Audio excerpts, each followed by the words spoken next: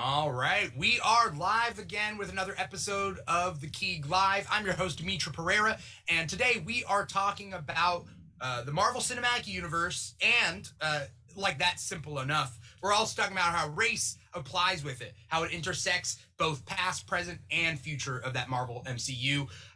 Once again, yes, I'm your host, Dimitri Pereira, and I can't talk about this alone. That's why I've brought together two amazing guests to talk to me about these specifics, and hopefully we get into the nitty-gritty, because that's kind of what they're here for. First, I have film producer, film editor, filmmaker. It's an all-encompassing title. I've had him on this show before, Terrell Charles. Terrell, how's it going? Hey, man. Good. Thanks for having me, man. I'm good. I realized that my video setup right now has the wrong name for everybody, but no, now we're back to normal, so I think we're good. Technology. Terrell, you doing good over there? Yeah, I'm good, man. I'm good. How are you? I'm doing good. All things considered, 2021's interesting. It's on the up and up. I don't know. Slight year is it? Slight improvement from 2020. I feel like I'm outside. I was talking about it with people, and 2021's kind of the rebound after a bad relationship, right? With 2020 and then 2021, it's not gonna last, but like we're getting over the hurt that we had. That's the way I've been thinking about it. Yeah. My second guest for today is Dr. Gabriel A. Cruz, college lecturer, man around town. How's it going, Gabe? I'm good, Dimitri. How you doing? Doing good. I will fix this display. If anyone's watching this, we are streaming to 4 different platforms, but our main squeeze is volume.com. It's that streaming platform that's less about gaming. It's more about performance, musicians, singers, niche geek content. That's our corner over here. Gabe, thank you so much for coming on the show. Both you and Terrell have amazing TikToks where you talk about all sorts of things, including kind of the topics that we're talking about today. You guys have I dare to say you guys have tackled everything on your guys' TikToks, but you do tackle a good amount. So thank you, both of you, for coming on the show and being a part of this. Pleasure, man. Yeah, thanks for having us. Yeah. Let's see. We got a couple of users out there that are watching. We got Marcus Pineapple out there saying, "Woo, how's it going?" It's going good, and it's gonna continue to go good, hopefully. We got Mr. Plow out there. There's McFly Margot. Okay, that's Margot. I think one of Terrell's friends. Yeah, from the Falcon and the Winter Soldier. We had Terrell on a previous episode. Well, a couple of episodes, but the Falcon and Winter Soldier episode. We used to have an after show, Gabe, and it was at 1 a.m. Pacific time, which would have been like however many time zones away. Yeah. And Terrell just happened to have a day off of work, so it was morning for him. And I think Margot didn't watch the Falcon and Winter Soldier episode, but then came onto the chat, and it was like we were like, oh, "Why aren't you watching it?" It got it got heated. She's a supportive friend. She's seen it now, though. Yeah. Okay, that's good. So we can spoil everything, which is actually interesting. Falcon and Winter Soldier will probably pop up in this. Well, it'll definitely pop up in this episode, especially given the subject matter that we have. With the Marvel Cinematic Universe, it's been around for years now, right? 12 years has it been? 2008, right? Yeah. 2008. So I think 2008 was the first. 13. Yeah. Okay. So 13 years. And obviously it's based off of Marvel Comics before that, right? Starting in, I would say the 60s, but Captain America, obviously 40s. There's certain characters that are from the 40s. And when it comes to adapting race and race relations and racial issues into the comics, I want to say they're doing their best, but it's been a long process, just like in society. But this is the medium of comics. does its part. I hate to throw a big ball, to you guys, but do you guys read the comics, or is it just the MCU? Or Gabe, you read the comics? Yeah, so I'm sorry, I totally dropped the ball when you introduced me earlier. I should have said that I study comics. This is a thing that I do. In fact, on one of these bookshelves up here, I got a dissertation where I read the deep dive on a handful of different Marvel characters and that kind of thing, and then wrote a stupid amount of pages on it. So yeah, no, I do read the comics. I am much more of a Marvel fan than I am a DC. I like DC, but for whatever reason, maybe it was because I watched the X-Men animated series back in the 90s. Marvel just sort of imprinted on me that way. Yeah, definitely. But yeah, so no, I'm a fan of the comics, and I have my Marvel Unlimited, which is a necessity. So yeah. Yes, that's right. You do. I know that you read comics. Everybody out there is a mix of whether they read comics or they just watch the MCU stuff, so on and so forth. Terrell, I'm not sure. Do you read the comics? I read the comics. I read the comics since I was. The number always changes. I'm gonna say 8. That sounds like a good round number from when I started. Okay. Consider like my first comic books were like early Spider-Man comics, similar to you, Gabe. Like the 90s Spider-Man cartoon imprinted on me, and then subsequently the comics, the movies. Yeah. It never stopped. Basically, I just stopped collecting physical, and I got Marvel Unlimited as well. Which I agree, necessity. If you want to like explore every angle of Marvel without diving through like the long catalog inside a comic book shop, then Marvel Unlimited, that's the needed. Oh yeah. Marvel comics from very very long time. DC as well, but Marvel was like that took my soul. When I was a kid, my grandfather handed me a stack of. When I was like 10 years old, my grandfather handed me a stack of comics that, quite honestly, a 10-year-old should not have had access to. But from there, like there was like some old X-Men comics, like Turok, Dinosaur Hunter, and like. That's also I got introduced to the Reign of the Supermen, which as like a 10-year-old watching a variation of Superman just like murder civilians with their flamethrowers. A totally foundational moment of my life. What I'm saying is, be careful about what. And the best costume change. Right. Frank Hamill will never leave my mind. So confused. I was like, is he cold? Why is he wearing that hat? As far as Marvel Comics is concerned, since you guys have been reading it for a while, like who is your favorite Marvel comic character? We'll go Gabe first. I'm very interested to hear about your love for that comic. So I got 2, and both of them tie a little bit to what we're talking about today with the issue of like race and stuff. So they're both X-Men. The first one was Gambit, because I'm a Southerner born in the American South, and Gambit, is one, that accent is terrible, but that aside, he was like smooth and charming, and like, he could talk to girls, and that was a superpower in and of itself, and so all that sort of thing. Right? So I loved Gambit as a kid. I was like, oh man, that's the Southerner I want to be. Now as an adult, it's like, Gambit's not a healthy man. That old boy's working through some stuff.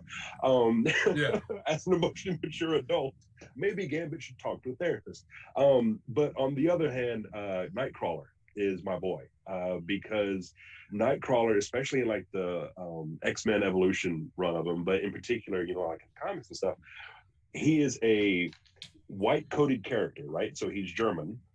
He has the accent, he has the mannerisms, he speaks in a very certain way, but he looks like a demon.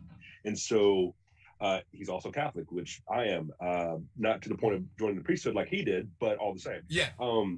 But that balance between being coded white, because I'm biracial, grew up in a lot of different white environments and speaking the way that I do and the mannerisms and whatnot, but at the same time not being allowed to be the same way that he wasn't allowed to be a normal human. So like in the X-Men Evolution series, he has a holographic watch, right, that makes him appear as a white male. And so as a kid who was caught between two worlds, I thought this, not obviously intentionally, but certainly later on, this was what occurred to me. It's like, that's who I wanted to be as someone who was just accepted by the mainstream society and allowed to be a part of. man, that got sad real quick. I'm sorry, I didn't mean to go there. But also, teleporting is super cool. I could save so much on gas. Yeah, yeah. I always think that Nightcrawler is one of my favorites. And what's very interesting, and I'm sure we'll get to it. I love X-Men. X-Men's my absolute favorite. And X-Men does a really. They're at 99%. There's to get to 100%. There's a thought I have about the X-Men comics, but 99%, like, they're always the most progressive. They have allegories for so many different issues. I feel like certain writers of Marvel go to X-Men to write those stories, and when they write them well, they write them well. And some people miss the mark on certain stories. I'm like, oh, I don't know what you were trying to go for there.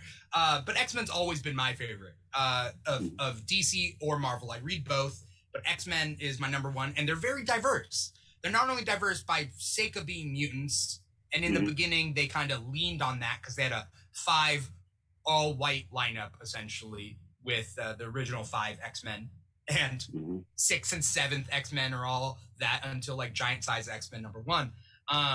When they get like really international. But X-Men has always been my favorite, and I love them. And Storm is probably my number 1.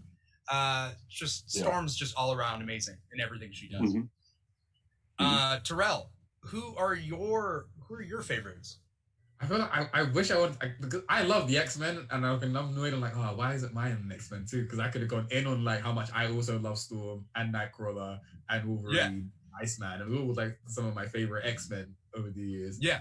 However, as alluded to before, Spider-Man, particular Peter Parker, I kind of have 2, and there's kind of a reason for it. So for the majority of my childhood, Peter Parker Spider-Man was like my undeniable. Like, there was no competition whatsoever. Like, I loved this guy. I loved his high school stories. I loved his adult stories. I loved, like, even the bad stories. I was still like, yeah, that's still a pretty good one, you know? Okay, cool. The devil wipes away the memories of everyone in the city. It's pretty bad, but it's kind of fun. It's interesting. I always ride with Spider-Man.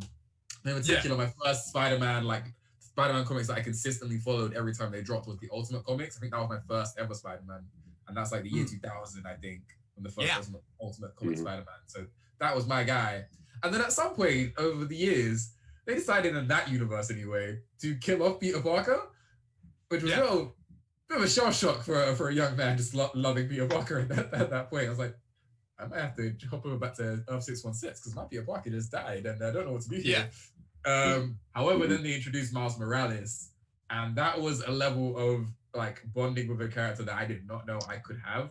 Like, I love Spider-Man because I was always with Spider-Man. I was also kind of like that sort of nerd in school, not too like bumbly, like stereotypical, but like socially awkward kind of a person and stuff. Like, I was identified with that.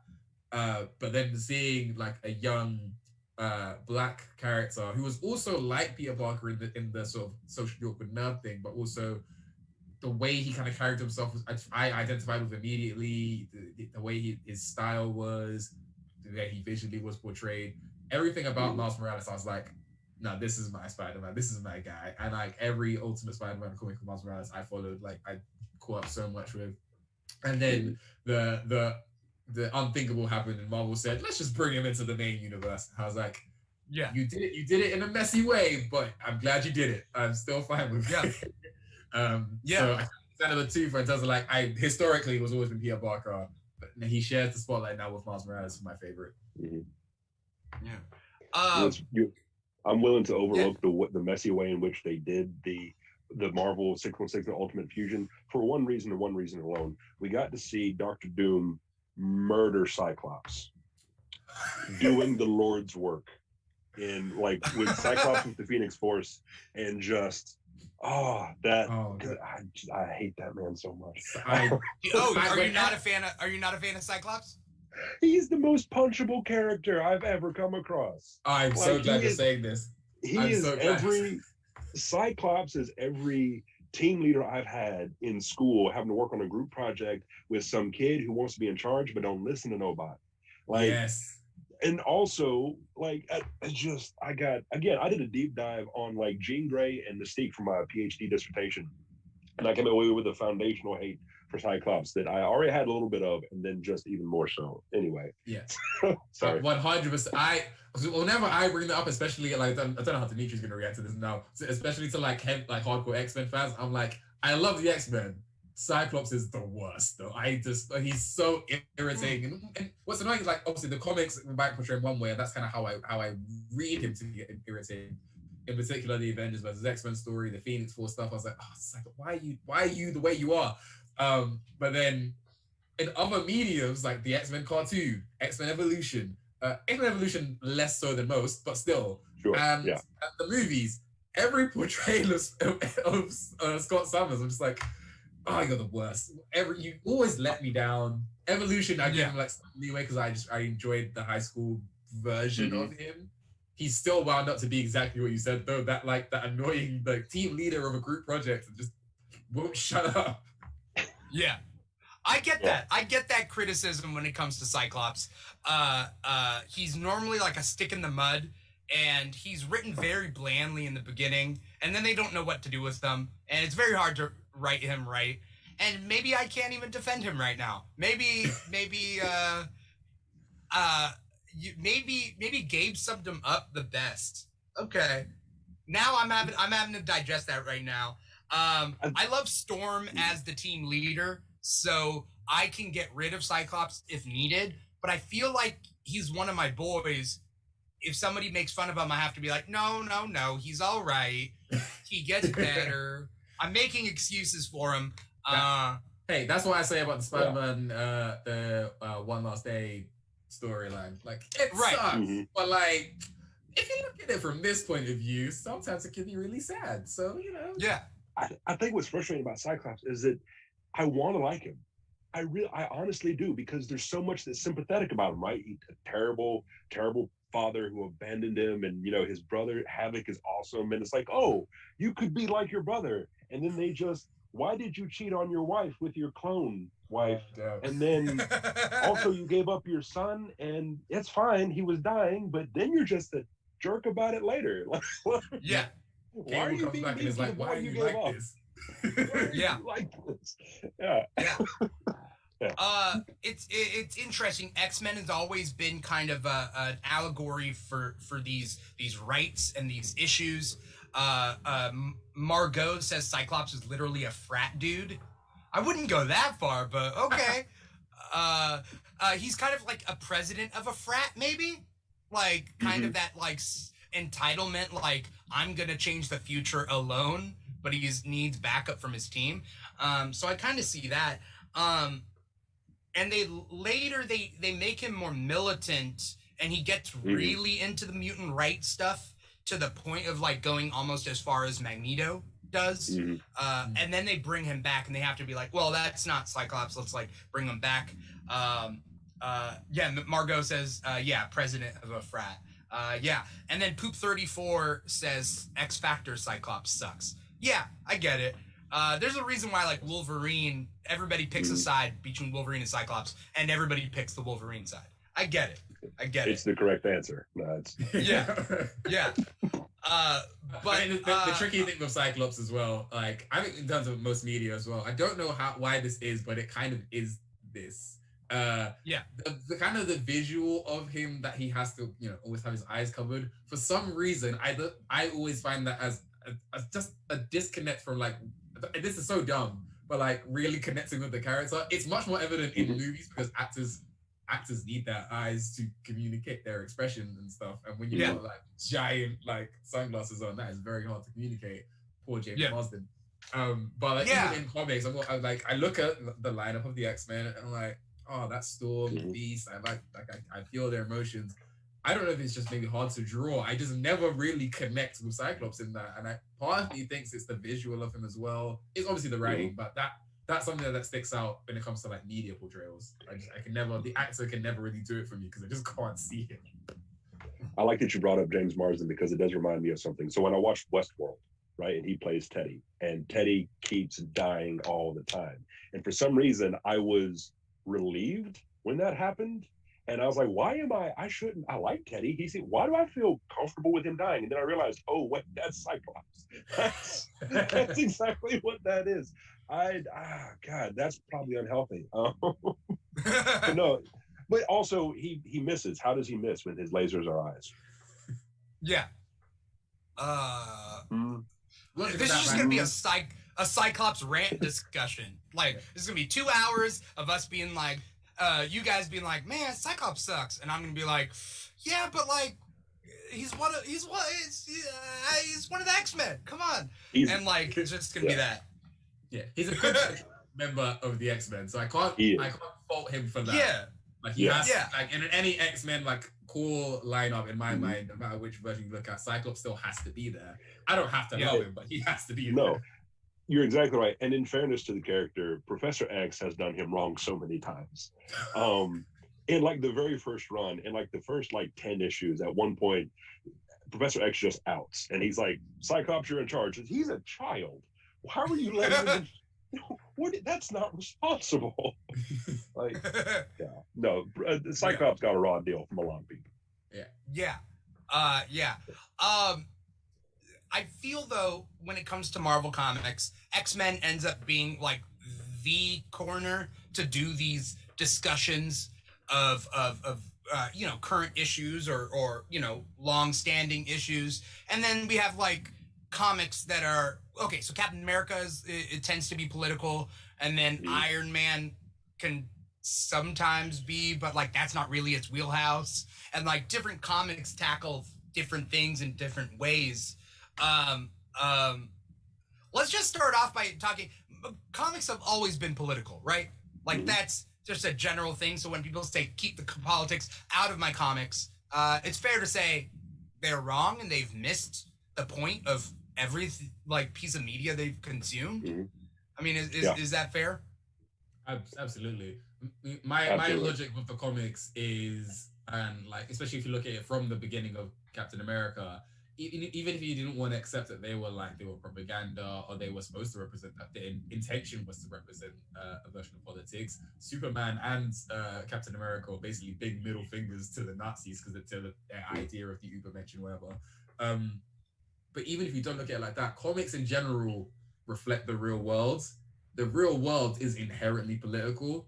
It's kind of like whenever comics happen, especially again in media portrayals, but mostly in the comics, a lot of the questions that come up, like with Civil War and stuff like that, it's like, how would you in real life respond to this? And whenever the comics do something that's like that doesn't reflect real life, you're almost like, that's not realistic. What? That wouldn't happen in real life. So by concept of having that mentality, like it has to kind of reflect to keep you invested in the world, to make you relate to it. It kind of has to reflect real life. And you can't you can't just reflect the good stuff. It's also going to be reflecting what the world also it deals with. Sam Wilson's Captain America. Yes, that it is realistic for his comic run to eventually have tackled race and how the world viewed him. Same with Steve Rogers being in World War II. Hitler was going to show up. That wasn't a difficult connection to make. So so comics reflect the world, and the world is political. It's as simple as that. Yeah, absolutely. And I think what's important to bear in mind that from the beginning, a lot of these stories were written by veterans. A lot of these stories were written by guys who served in the armed forces, whether by choice or by draft. So like Jack Kirby and Joe Simon, who created Captain America, I believe both of them were drafted. I know Kirby was, I think Simon was as well. But what's interesting about them is, so they write Captain America a few months, I believe, before the attack on Pearl Harbor. So before any of that happens, they're Jewish Americans. I think Kirby was a first generation American, and I think Simon might have been an immigrant. But they knew about what was happening in Germany with the Jewish community, right? By virtue of their own families and that kind of stuff. I think in 1939, because they were writing these comics for Timely Comics, what would become Marvel in New York City. In 1939, in Madison Square Garden, something to the effect of 30,000 Nazi American sympathizers met and had a rally there for the German American Bund, which was basically the American lobby group for the Nazi Party, trying to get Americans to support, Hitler in the Third Reich. So 1939, you have 30,000 Nazis in Madison Square Garden, right? And then these guys are writing this comic. At one point, someone, like, they used to get death threats all the time, and there's a story about Jack Kirby being called by a group of Nazis saying, "Hey, if you come down to the lobby, we'll show you what, you know, Germans can do."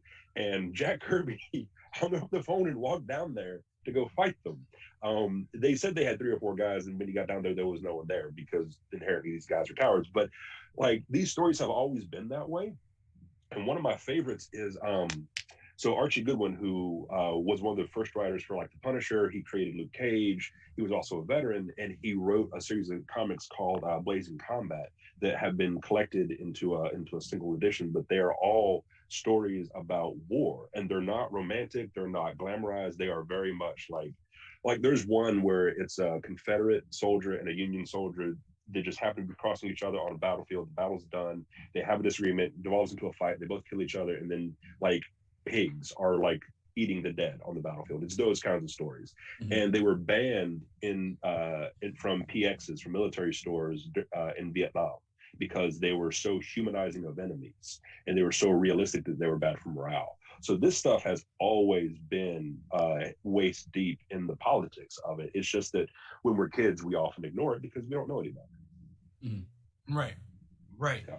I love that story. I had heard the Jack Kirby story where he goes down to fight them and they're not there, and it's so interesting, the things that you bring up, that essentially a lot of these writers were Jewish, right? And especially, you know, if they're writing comics during the 40s, and then the fallout of the 40s and World War II, I think that definitely factors in. And I think that's, like, from an interesting point of view. Yeah, politics. I mean, Marvel Comics essentially starts off like with politics, right? You know, Captain America punching Hitler, World War II related things, and then into, you know, the civil rights movement and whatnot with their things. Terrell, did you have anything that you wanted to add to that? No, I mean, you covered it. Like, I didn't know. I mean, I knew Jacoby and like a bunch of other of my creators were drafted. I didn't know that story about him going to the lobby though. That's hilarious. That, like I said though, that pretty much just kind of sums it up. From the people that created it, like, their life was essentially political. Like, everything about that time period would lend to the art. The art imitates life situation. Like, it would just lend to what they create anyway.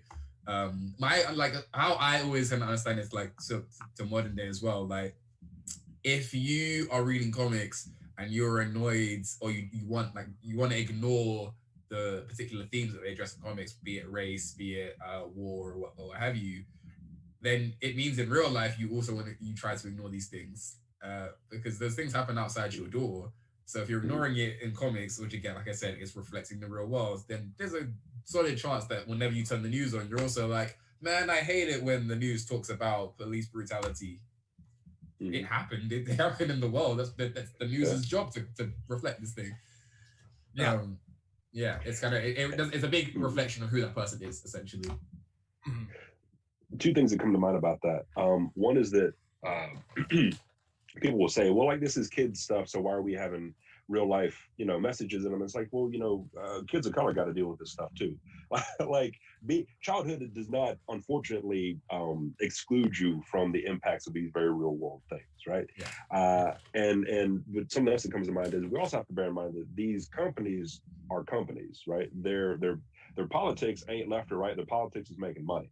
And thankfully, often they're on the right side of things. But so, for example, Luke Cage issue #1, which I think came out in like 71, 72, written by Archie Goodwin. And there's a great, if you ever have the chance, if anyone ever has a chance, pick up Luke Cage Marvel Masterworks, which is a collection of like his first 15 issues, I want to say. And there's a foreword written by Steve Englehart, who would write Luke Cage during some of those issues.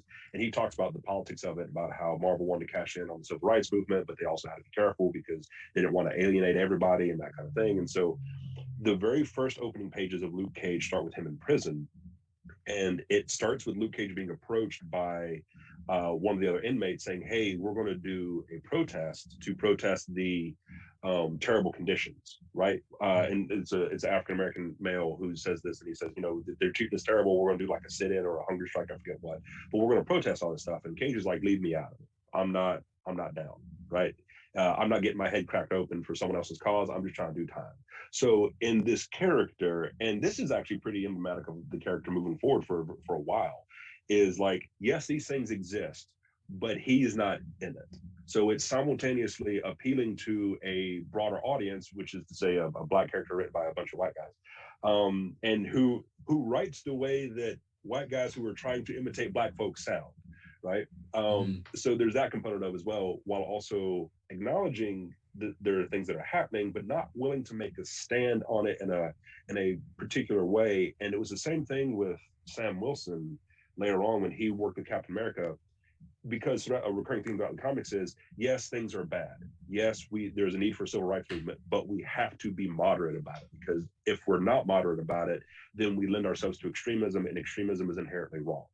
So they thread this needle of like, yes, we want that money, but also we're trying to stay in business. And that's a part of the whole, like them trying to legitimize the business, because comics have always been under attack as being lowbrow, junk media, for lack of a better term. Right. So, I don't know if that makes sense. Yeah, it definitely couldn't have been helped by the Comic Code Authority, right? No. I know they had specific rules. For those of you out there who don't know or who are listening, comics were essentially self-censored, but also they had to answer the Comics Code Authority, the CCA, up until a certain point, in which Marvel was like, I don't want to do this anymore. But the CCA had strict rules about the content that was in their comics. So some of the more straightforward things were like, don't show decomposing bodies on their covers. You can't have horror things, and like zombies weren't allowed. And then they got like really into the nitty gritty where, and I had to do a video documentary for class last semester, but basically there were different comics that dealt with race that they were like, nah, we don't want to have to do with this, anything to do with this. You can't show military people in a bad light. You only, and like the Hulk got away with it, I remember, because the Hulk put that the military thought they were in the right, and they were in the right because Hulk was a menace, but he wasn't fighting them per se. He was running away from them. So there was like this gray area in which he can fight the military. The military is being right, but also the Hulk has a story to move on from that. And so there was a lot of rules about that, but a lot of it did unfairly affect the way race is portrayed in comics, because both Marvel and DC both had to answer to the Comic Code Authority, and there were missteps because of it. Yeah, I never thought of it from the whole point of view. Like, oh yeah, of course, for the CCA, like technically the military are the villains or the antagonists in that situation. So then, is Hulk anti-military? Then how does that work with CCA? But I guess, yeah, there's a gray area because he's running from them, so we still are following them. Like, we're following Hulk, but they're not necessarily making the military the villains, because they are technically just trying to do the right thing and stop this rage monster. Yeah, never thought about it. Yeah, this is kind of a weird balance. Yeah, I'm glad. I'm sorry. Oh no, I wasn't. Gabe? Sorry, I'm trying not to talk over anybody. No, I'm glad you bring up the CCA, because that was 1954. And was on the heels of like Congress basically saying, look, you guys get your act together or we shut you down. But what's fascinating about that is it did two things that really, I think, led into Marvel, into the MCU as we have it now. And that is, one, the number of comic book publishers like dropped by half by the 1960s. Like within about 10 to 15 years, I want to say it went from like 300 publishers, including indies and that kind of stuff, to like half of that. And then most of them couldn't keep up the way that DC and Marvel were. But it also created an underground comics market, basically. So like Eerie magazine, Creepy magazine, like, which I think actually I have, like Eerie magazine, that sort of stuff, the sort of pulp things that came out in the 1960s and 70s and whatnot.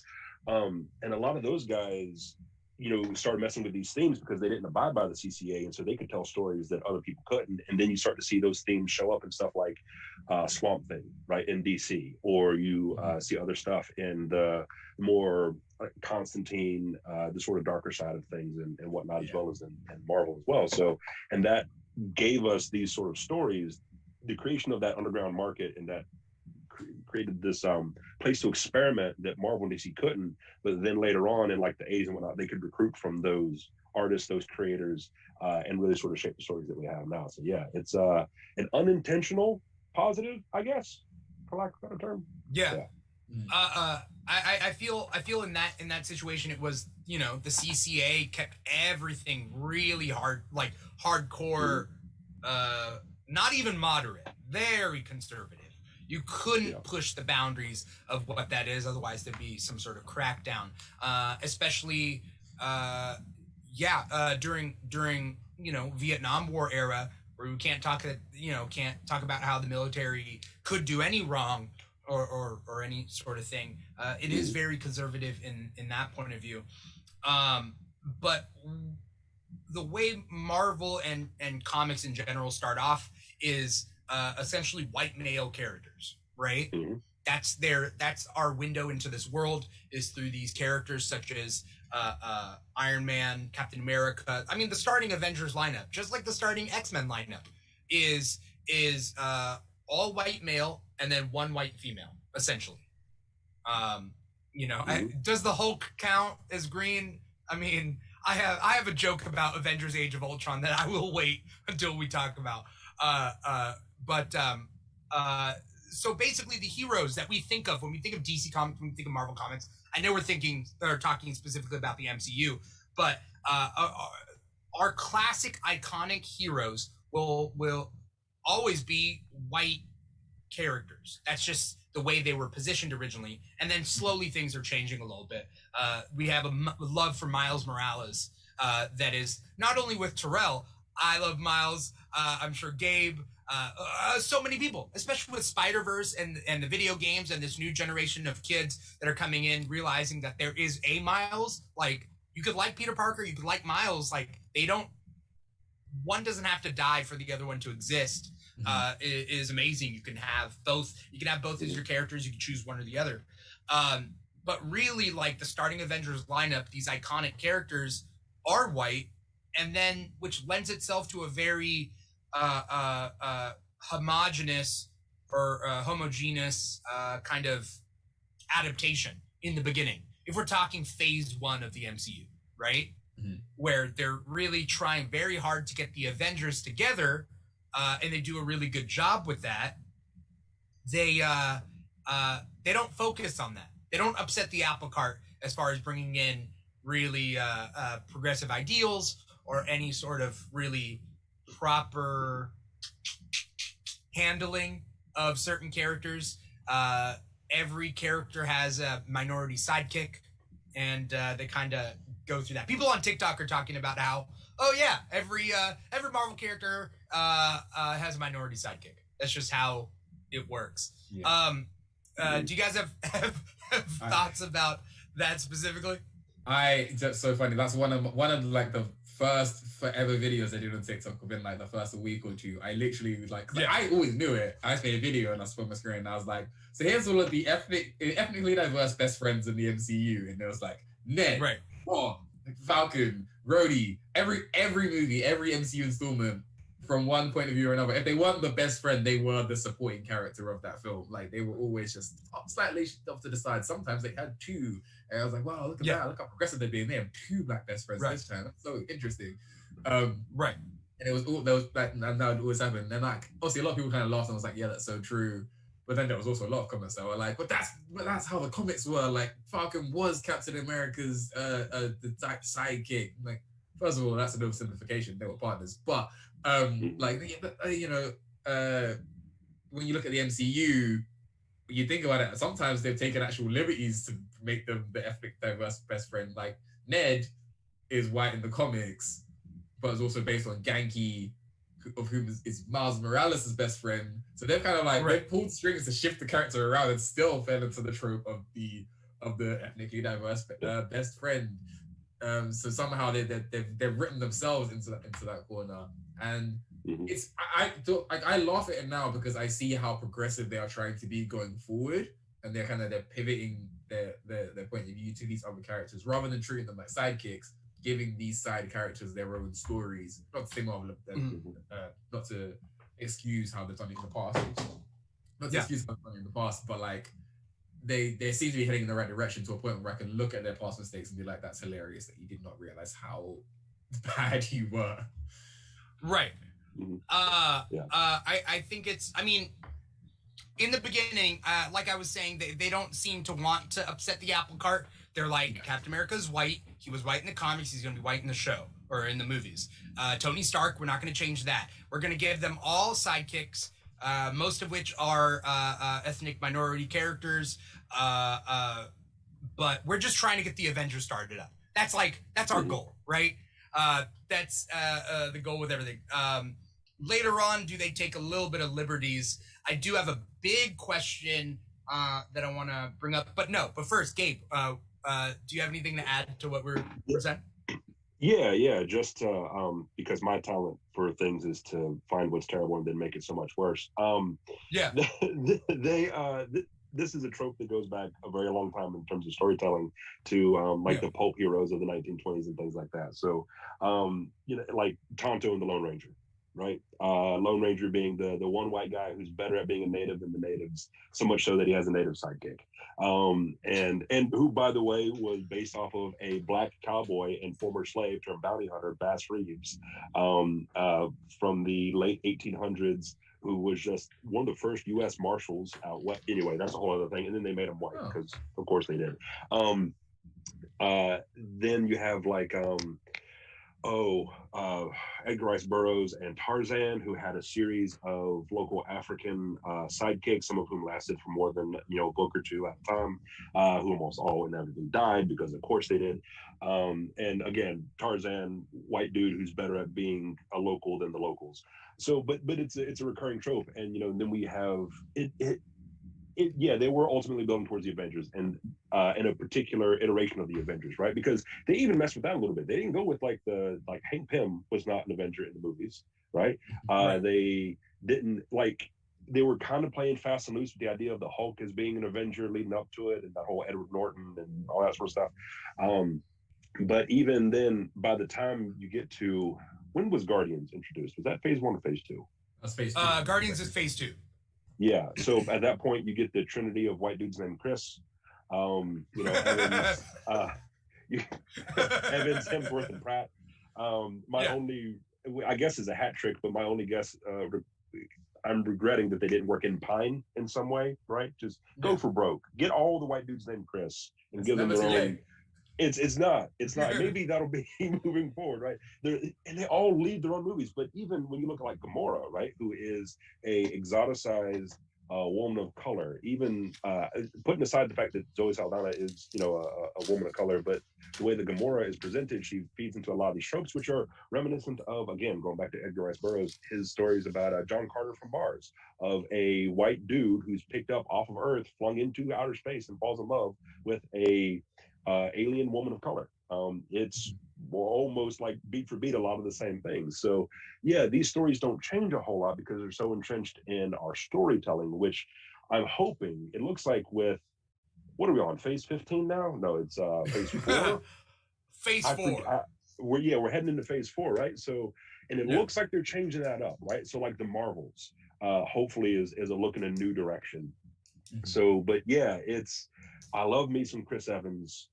I'm okay with Chris Hemsworth. He seems like a nice guy. Actually, I got a friend who worked with him on one of his movies, and he's apparently a total sweetheart. And Chris Pratt inspired me because he went from looking like Andy on Parks and Rec to Star-Lord, and I thought, is that in me? Could I be that way?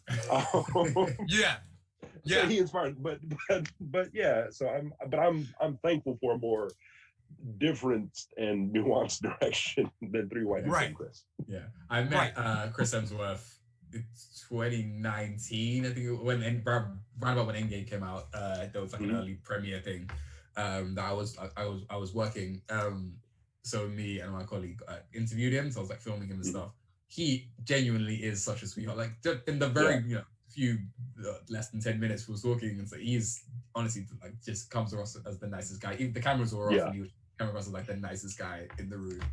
Because I can verify at least that. I don't know how Evans and Pratt and Pine and the rest of the gang, the Chris crew are. I mean, I've heard that Evans is cool. I've heard that Hemsworth is cool. The only person I'm worried about is Pratt, because there's a lot of talk. A lot of my friends refer to him on this public chat. I don't know if I should put like he's going to see this, but I know. But I could say it. He's referred to as on the right page. He's referred to as the inferior Chris or the weakest Chris. Oh, okay. That's how I've placed it in my mind. If there were, how like there was a battle of the Joshes. Like if there were a battle of the Chris's, he would be the first to be defeated in combat. He's, By way of popularity, he's the weakest Chris. I mean, that's what the upset was about, right? And this is actually interesting that you bring that up, because at face value, it's very interesting, this story.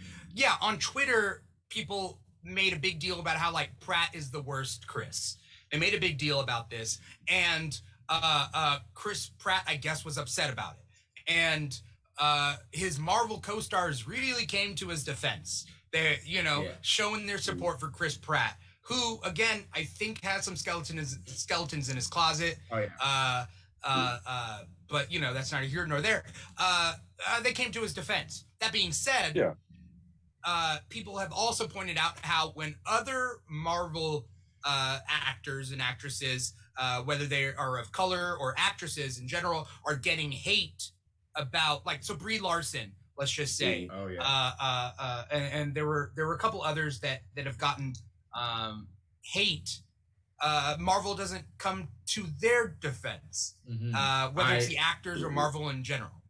I have just so much to say on the Brie Larson comparison to the many Chris's, but in this case Chris Pratt.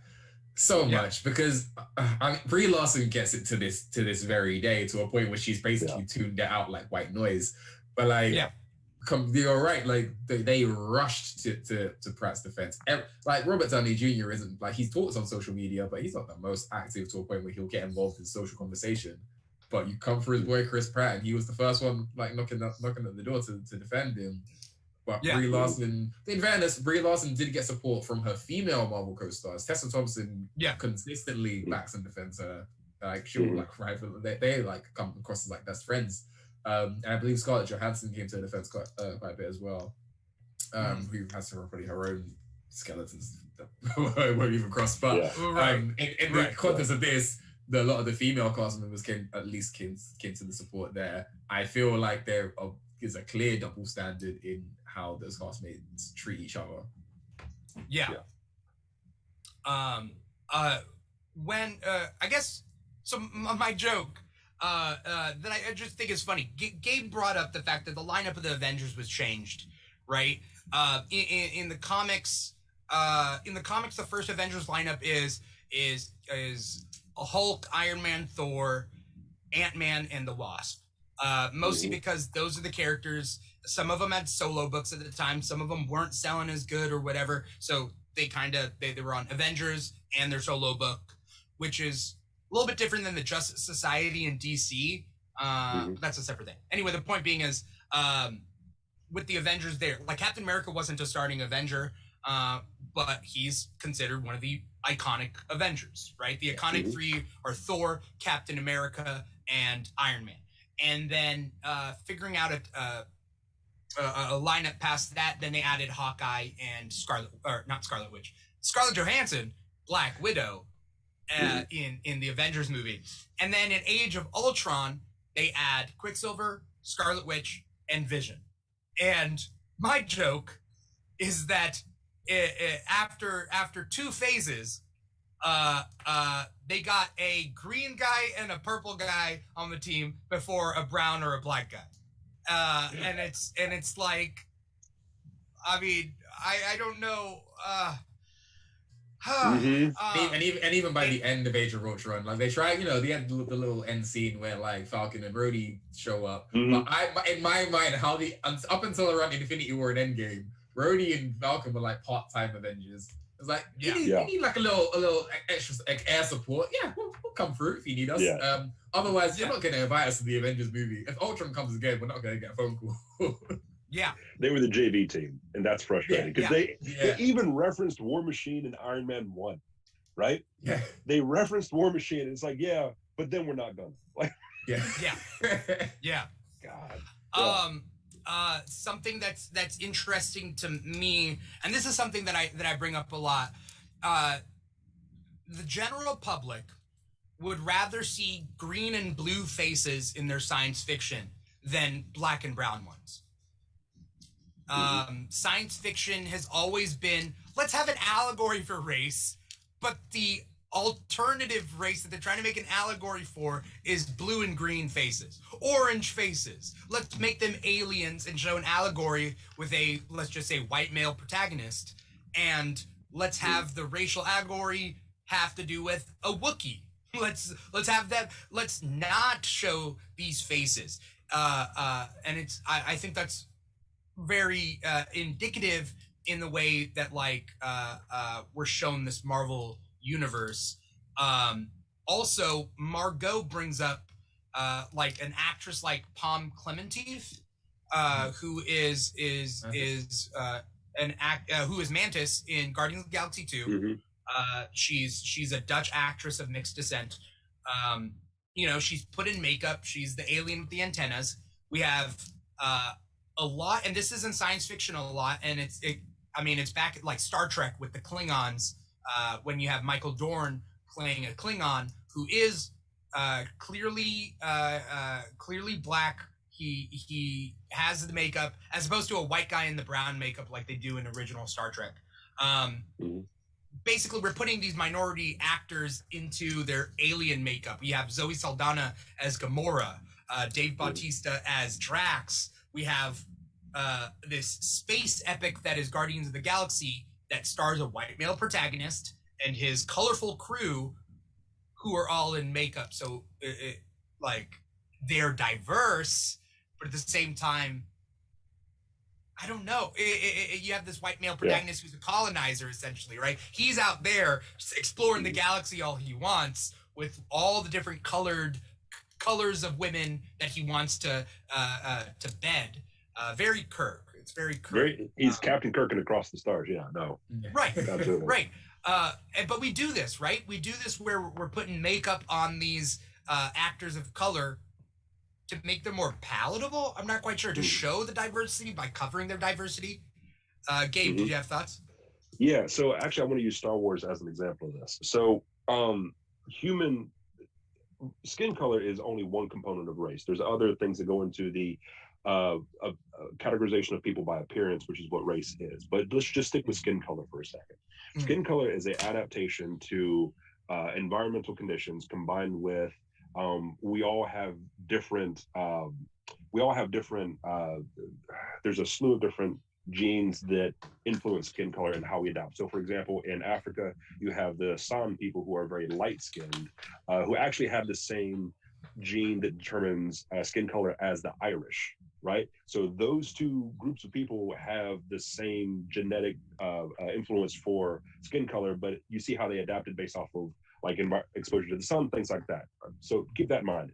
Take Star Wars and the fact that it is almost entirely humans in that cast and all the different exposures of heat and sunlight and environment, and you got like two black people. Captain Panaka, excuse me. Right? And then, but otherwise they're all white. Not just white, they're like all the same shade of white. Right. That's what's wild to me, is that like we're not even in our fantasy settings, we're not even using the rules of reality that should give us a lot of diversity. And then you look at, again, like you said with Marvel, you have characters of people of color who are acting. It's like and people got all up in arms. Some very terrible people got up in arms about Idris Elba being a Norse god, which Anything that increases the amount of Idris Elba we have on screen is empirically good. Right. Why would you like everybody? Like nobody should complain. He should bridge all gaps, but no. Yeah. Okay. I will die on the hill that Marvel messed up by not giving Heimdall his own like limited series of leading a guerrilla resistance against Hela. So anyway, but that's neither here nor there. In my mind, that still happened. When I watched Ragnarok, in my mind there was a whole side plot where Heimdall was leading a full-on resistance. But that's the story. So. Yeah, no, they do. And it reminds me of how, like, in the 70s, I think it was the 70s, DC tried it with, like, their own version of, it was like the Teen Titans, but it wasn't. It was one of their superhero groups, and they were trying to be very diverse, but they did it by having shapeshifters on the team, right? Who could be different. Ordinarily, they were, like, orange or purple or something. Otherwise, it was all other white folks on the team. But they were they were literally used in their stories as metaphors for race, but they just wouldn't add a brown person or a black person or someone of color. They had to go with this other thing. And so, I think that goes back to the idea of like, they want to appeal to a broader market. At the same time, if they come across as quote unquote too radical, then it's alienating for their more mainstream, we don't want politics in our comics kind of readers. Anyway. Yeah. Sorry, I just want to shout out Margot, who brought up something that kind of blew my mind right now. She says basically diversity is portrayed as being alien rather than human. So white is human, diversity is alien. Mm-hmm. And I haven't thought about it in that way, so I'm going to parse that in my head and figure that out for myself. Terrell, did you have something to say? On Margot's comment, like, it's true especially when it comes to casting, it's almost like their instinct was, how do we make this character look different than the human character? And the human character is already a white guy. Back in their mind, they were like, how do we get at least a baseline as entirely different to the general perception of human? And at least in the casting room, they were like, okay, my perception of this human character is a white guy. So this, what is Mantis has like somewhat sort of peachish yellow skin. We're gonna get an Asian actress to play this character. With Gamora, it's like, okay, cool. What is not just a traditional white lady just in makeup? No, let's get someone else of mixed descent or of Latin descent, or that will just somewhat just differ from the traditional what they view as white. And part of that, like, these ones, my main point when it comes to like casting, at least from the point of view pre-phase 4 and just a lot of, I want to say around the 80s when those kind of pieces of media I noticed it the most, is when it comes down to it, companies and studios think that white is more profitable than people of color, from that same mentality that like, this is what people identify with. They think their primary audience is white, so to make their character identify with them, to reflect them, making them a white guy, making Peter Parker a white kid, because the audience all might see themselves in this character. You can say the same thing when it comes to Star Trek and Star Wars and all other like forms of sci-fi and stuff. It's like, okay, if the lead character is white, our heavily white audience may identify with him, not actually realizing that both white audiences and people of color would also identify with people of color. It's not like the skin tone and the complexion of the lead character doesn't actually reflect it. How much people would pay in the box office. And thankfully, Marvel in particular, be it with Blade or later down the line with like Black Panther, completely shattered that ideology. Blade obviously it trickled down in the box office over the trilogy, but like with Black Panther, it was like a clear thing, like race had nothing to do with it. This was a movie set full on in Africa. Like, we barely left Africa, and even when we did, we went to like South Korea. Like, we weren't going to America and that stuff, and it still was massively profitable. There were like 2 white guys in the cast, and it was still massively profitable. And I'm fairly certain that the same will be said for Shang-Chi. People, like, obviously there are audiences, like you said, Gabe, there are very particular people that very much care about their comic book characters having to be white, and this person has to be white because that's what they're used to or whatever. But I think it just came down to companies and profit. Their mind was like, white makes money, people of color don't, but we can make people of color at least the antagonists because they don't look like this white guy. Is there a tone right now, a ringtone, or not a ringtone? We're getting 2 users on different platforms saying that. I can't hear anything. Okay. I don't All right. either. I hear a very, very subtle tone. Let me mute and see if it's anything on my.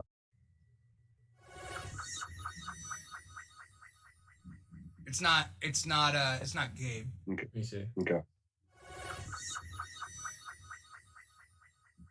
It might be Terrell. But Margot says it might be me. Let's see if it's me. Shading my microphone a bit.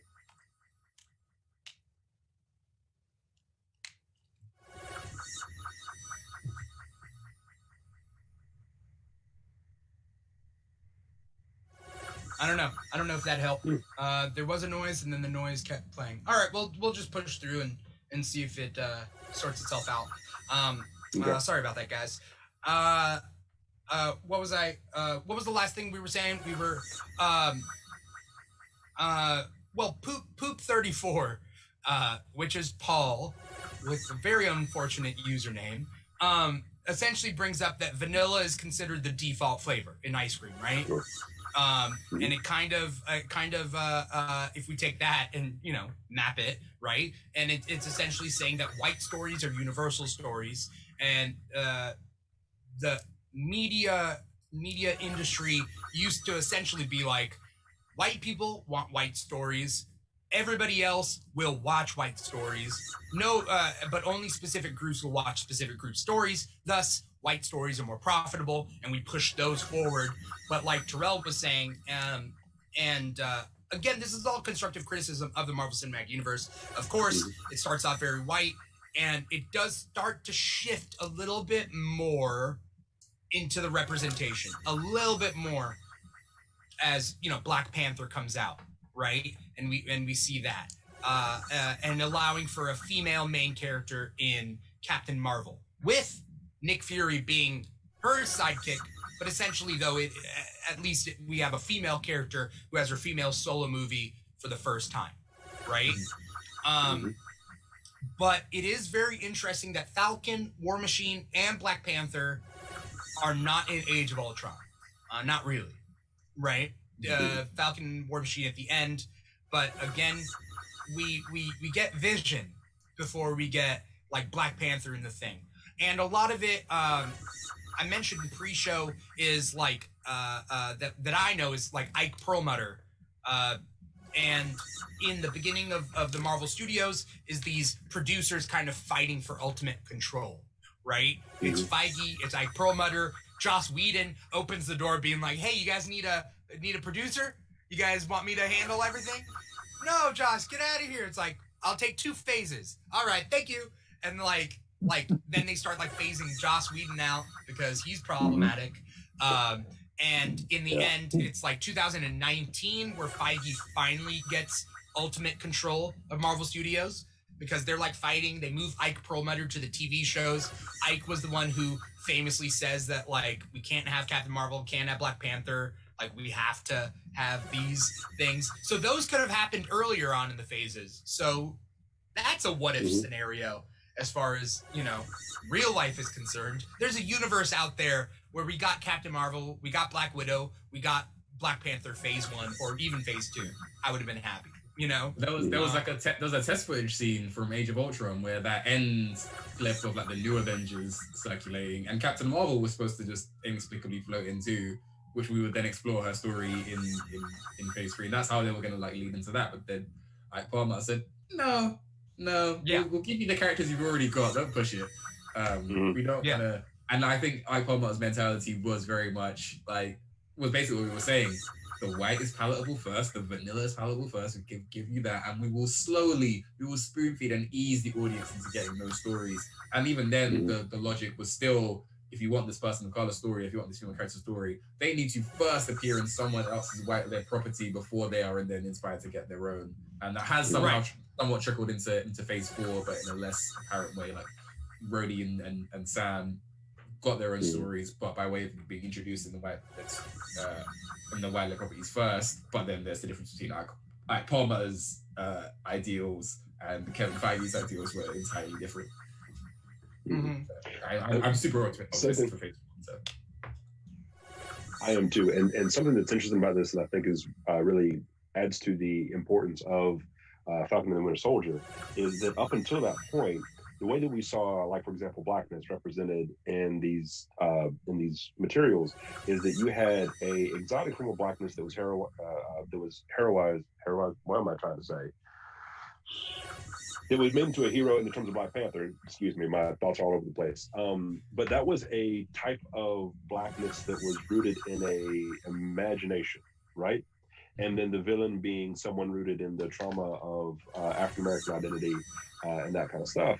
And then you had Luke Cage, who was a very different iteration of blackness in the context of the United States, dealing with issues of like corruption and oppression, not just within the United States, but also within what's faced by the Black communities, concerns from within and also from without, that kind of thing. And so you have two very different iterations of blackness, one being exotified or exoticized through a sort of what-if lens of Africa, and the other one being much more grounded in reality. And the way in which those stories are told, in terms of one gets a big screen release, the other one is on Netflix, right? And so, and obviously Netflix is a money-making enterprise, no question about it. But the sort of priority and the visibility given to them, and that when that grounded reality does show up in Black Panther, it's vilified. And obviously, most reasonable people understand that Killmonger wasn't wrong. The extent to which he was right might be contested, but he wasn't wrong.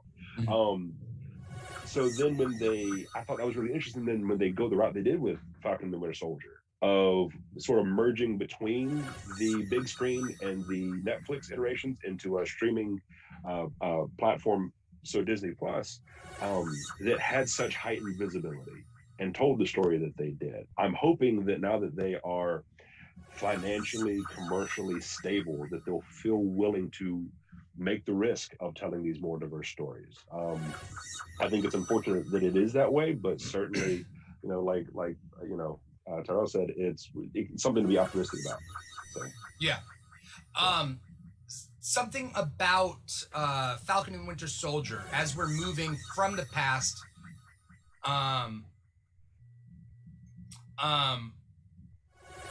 Sorry, Margot. Paul out there, if you can hear the tone, let me know, because Margot says she can hear the tone and it's very distracting. There's like a. Wait, hold on. I hear something fading in and out. Yeah, it's like a hissing. I can sometimes hear that. Is it Terrell's? Because I just muted mine and I could hear it. Oh.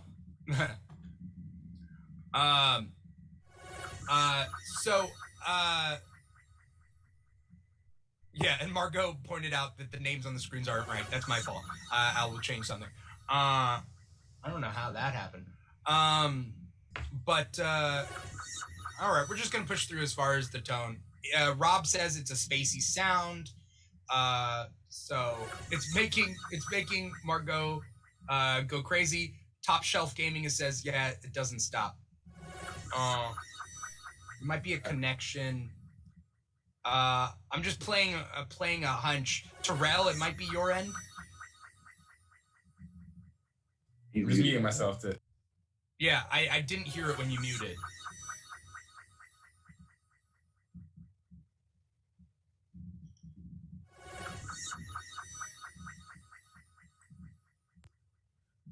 I can hear it still now. I've just changed my microphone.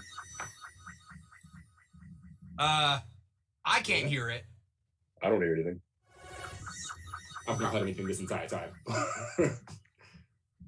Okay. I'm imagining sound. Like maybe that one weird echo sound is what they were hearing. Let me check if it's my end.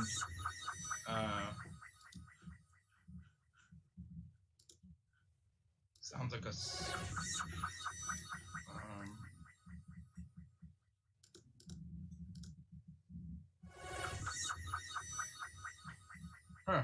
Okay. I don't know. Maybe it's fixed now. We'll give it a shot. Okay. Then we'll see. Yeah. Margo's just sent me a video of what this audio sounds like. That's very specific. I've not heard any of that. It's like a weird high pitched. It's like an echo, but it's like a super high pitched, almost like cartoonish echo. Yeah. It sounds like the sound you make like when you level up in a video game. It's like a Really weird. That's a very weird sound. Yeah. That's so weird. Rob says it's still here. It's a sub notification or something. Yeah, that's what it sounds like. Almost like a little like a ding some sort. But like it sounds like a wavy sort of echoey ding. I'll mute mine just to check.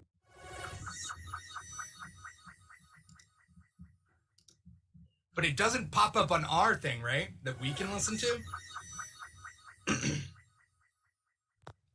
Okay, yeah, I muted. I don't know if that changed anything. But I'm at it. Rob out there says aliens are probing our mind, says Rob. That's kind of what it sounds like. It sounds like there's an alien within this chat that's just like mining our information. Yeah. Hopefully not. It's Marvel tapping us. They're wondering what smack we're talking. Yeah. The Chris is heard. That's Chris. Yeah. That's might be when it started. Like the weakest Chris. What? Attack!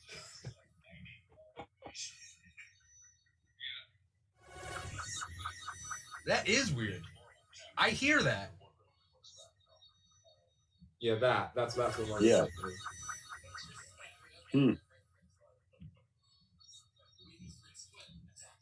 That's okay.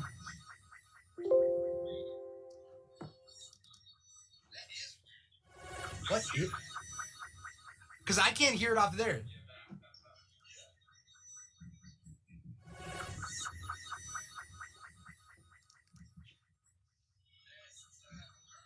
That's gonna be great.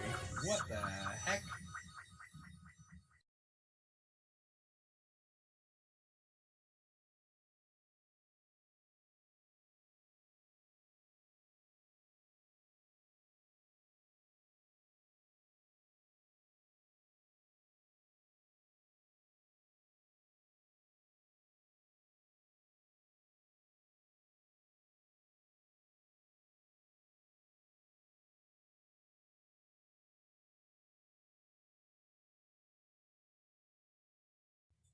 I had to mute that. Yeah.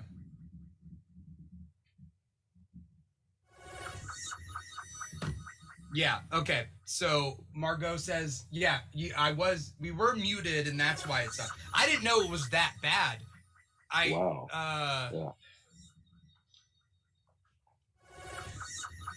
What is going on here?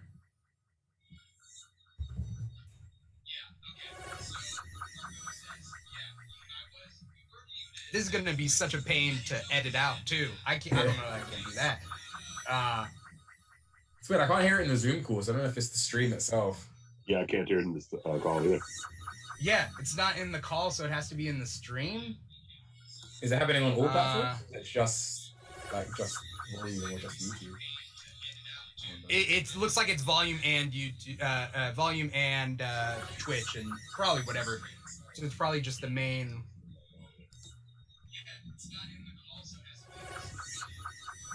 But it's muted on this end.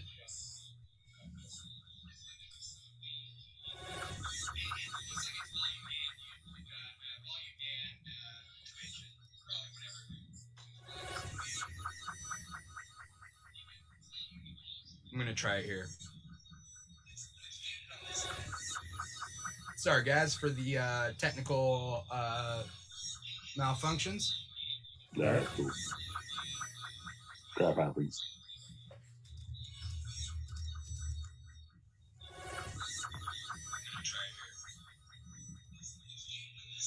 No, it's not that. Sorry guys for the technical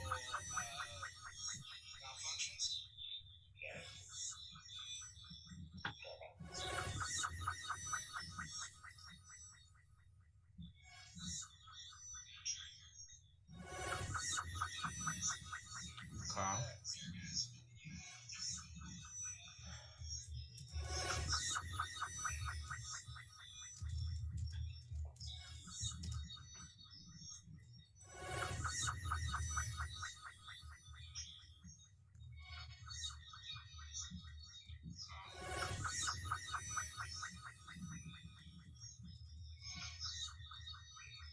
I might have to cut the feed and then restart the feed. It sounds like it's happening at regular intervals.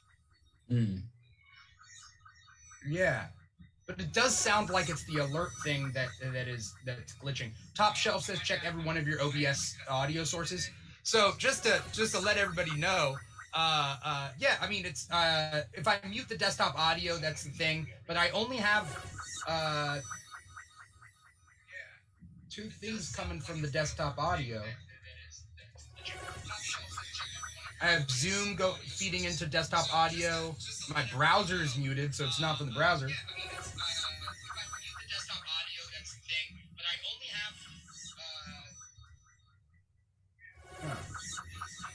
But it's not a tab. It's not my my desktop audio. The desktop audio only brings in Zoom.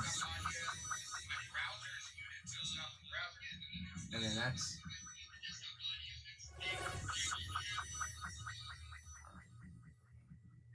I'm gonna cut the feed, and we're fine on Zoom. But for anyone out there that's watching, we'll be right back.